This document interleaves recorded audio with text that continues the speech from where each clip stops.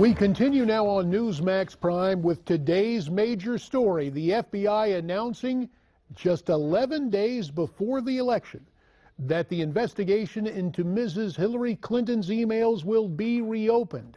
So, is this the October surprise, and how will it affect the polls? Those are questions I posed to John Zogby earlier today.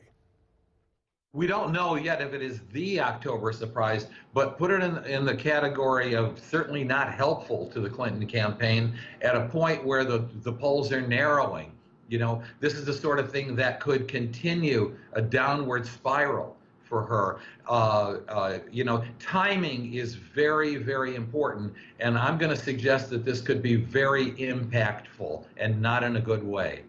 And of course, this differs because the news comes out Friday, a little after noon Eastern time. This is not one of those document dumps into a holiday weekend. This happens when people are still at work. This happens, well, basically 10 days before the election, where people are presumably attuned. We also know this, that on Wall Street, immediately following the news, financial markets tumbled. We know the markets, Wall Street, Main Street, the economy.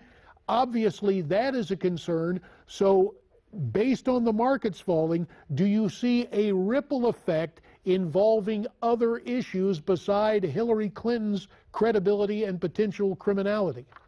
That's enough right there. But sure, you know, my bailiwick are polls. And like I said, if she was soaring in the polls, this would be enough to stop her in her tracks. But momentum-wise, she's declining in the polls, and Donald Trump, for the first time in a major poll, has hit 44%, whereas 4 days ago that same poll had him at 38%.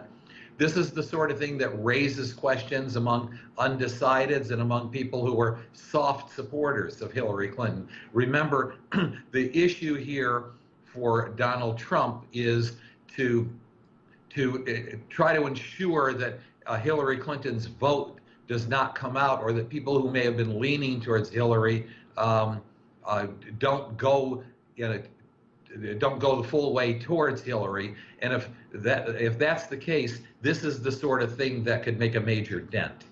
Now, John, you have been involved in polling for so long, and there's somewhat of a paradox here, because in this age of social media, where most of us actually got the news from a tweet courtesy of Congressman Jason Chaffetz, I mention that because the news seems to spread even faster. Yes. But in terms of polling, yeah, we have online polls, but we've got the more traditional phone calls, interviews, and follow-ups. So our first real glimpse of the impact on this should come what? Monday or Tuesday? Sunday night, Monday morning. You'll start to see the first impact of it. Don't expect anything tomorrow or for the Sunday talk shows. Let me just ask you this one question, because the old rules used to be, when I was running for office, the weekend is the worst time to poll people. You need to do it at midweek. Does that rule apply anymore? About 30 seconds. No, every day is the worst time to poll people, JD.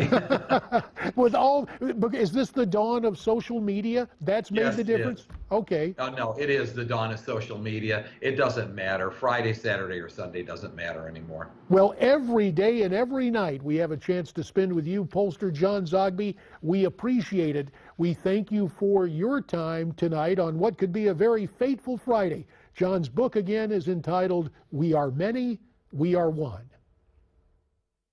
Thanks, JD.